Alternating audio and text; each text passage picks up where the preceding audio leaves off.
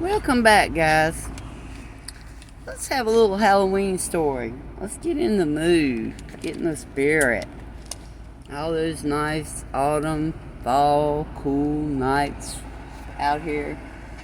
Let's get into the spirit of Halloween, and we're going to take this on into some of the seasons and some of the holidays that are coming up. We're going to be dressing up pretty soon.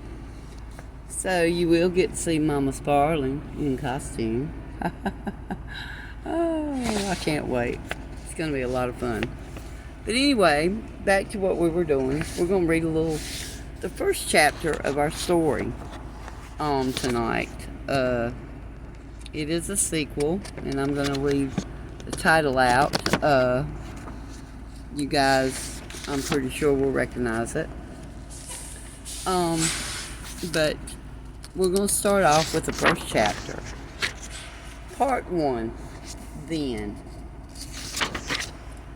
On All Hallows Eve, when the moon is round, a virgin will summon us from under the ground. We shall be back, and the lives of all the children of Salem shall be mine. Winfred Sanderson, October 31st, 1693.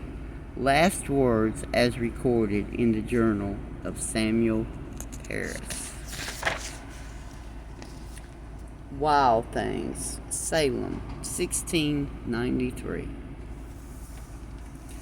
The world was full of wild things then. It brimmed with oak and hemlock and dark whispering places that turned you round and round until there was no turning back.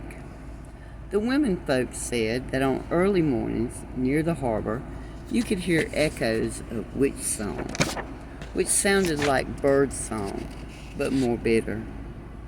The men folk said godliness would save them from any witches, but they honed their axes and twisted new rope just the same. The witches said there was nothing so sweet as the shin bones of little girls, or perhaps a well-braised scapula with sparrow spleen compote. It was all in the preparation.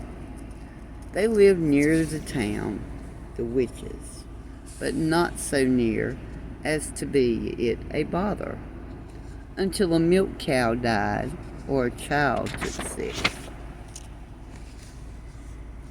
Then the town would start to mutter about the Sanderson girls, Mary and Sarah, and especially Winnie, who had not been girls for a very long time, but who did not merit the title ladies.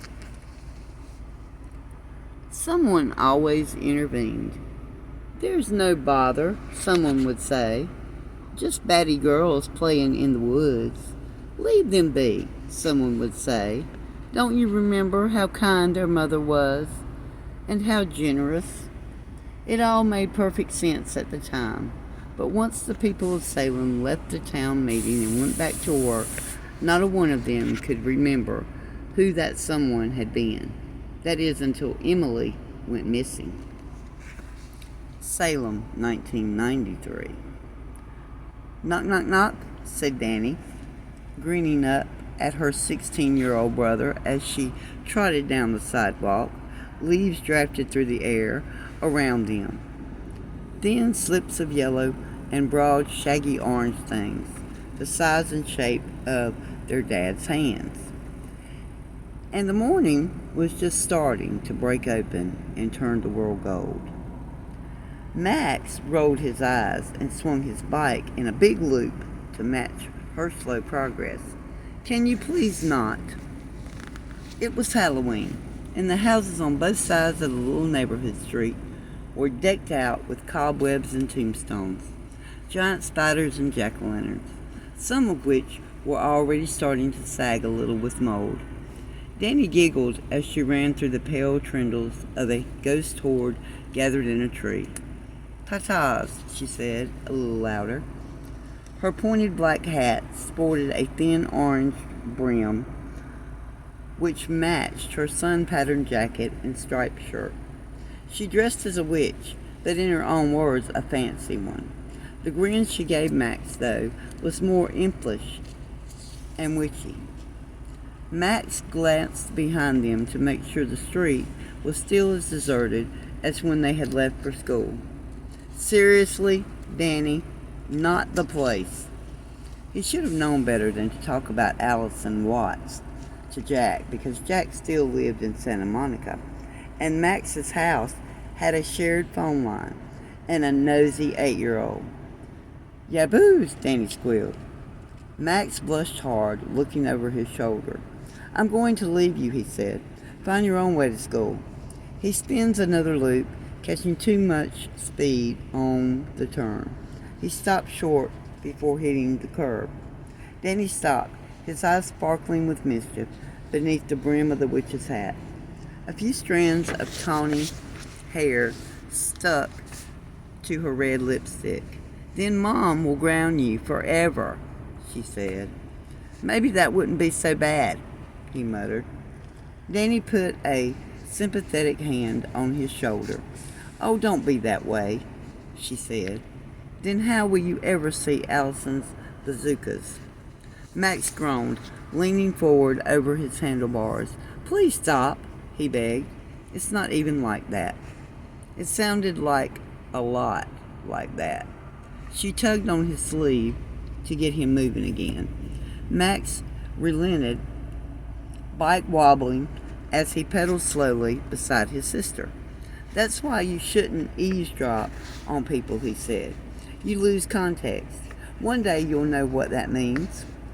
Does it mean you saving up to run away to Jack's house and become the next X-ray glasses? Because I heard about that too. The X-ray specs, Max mother? You know, I don't have to walk you to school anymore if I don't want to. It was true. One of the few perks had been promised about their family's move from LA to Salem was that they'd live far enough from school that Danny would qualify the bus pickup. But the previous night, she'd said the bus made her lonely, and she'd begged him to bike ahead and meet her one stop early so they could walk the rest of the way together. He'd agreed against his better judgment. She was still his little sister, after all, and as long as she'd been going to school, they'd been walking together. But now he was paying the price for nostalgia. But you do want to, said Danny, dancing through the graveyard on someone's front lawn, or you would have said so. She stepped on a button, and a plastic corpse with matted hair sat straight up, a shout making her shriek and bike and race back to the sidewalk. As they rounded the corner, Max saw at the top of the hill a skinny blonde and the no-necked bonehead known as Jay and Ernie. In the 2 weeks since his family had moved to Salem, Max avoided any run-ins with town bullies. But he would already tell they were the kind of boys his kindergarten teachers, searching for something nice to say during parent-teacher conferences, would have settled on persistent. Jay and Ernie's lackeys seemed to appear out of nowhere as they swaggered down the middle of the road. The embellishments on their fake fur jackets glinted dully in the morning light. You know, said Max, wheeling around, I think Mom told me they're handing out candy at the side entrance. He felt bad about lying to Danny, but she'd get more than enough airheads and pixie sticks later. Hey, she protested as they approached the annex door. There's no candy, but her brother was already gone, speeding off toward the Jacob Bailey High. We're going to stop right there, guys. We'll pick up tomorrow with Salem 1693. And remember, this is a sequel to a book. It's for all ages, not just teens or kids. You'll enjoy it as we get further into the book. You guys have a good night.